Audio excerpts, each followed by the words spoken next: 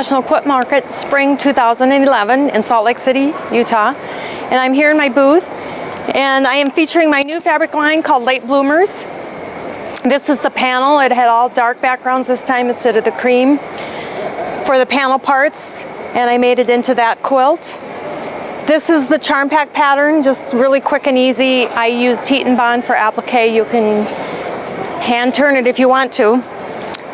The quilt on the bed is a lot of Late Bloomers fabric, but it's also other fabrics. It's just scrappy. It's got some needle turn applique as well as some wool applique. This quilt is made with a jelly roll, and we used wool applique to speed things up, and then we used the dimensional wool felted balls to give it some more dimension.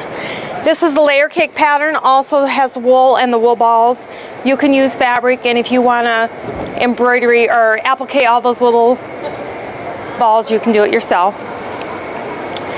This is all of this, and on the table is the book called Easy Peasy, and it's just little quick projects that you can use for fun or gifts.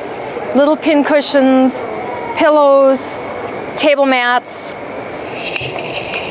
little table favors.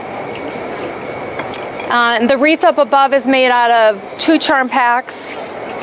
You can make the flowers into pins or headbands or put them on pillows, put them on a belt. This is just a wool applique picture. It's called Lakeside. It's our lake home. And the flowers over in the vase are in the Easy Peasy book, and they use 1/3 of a yard of fabric.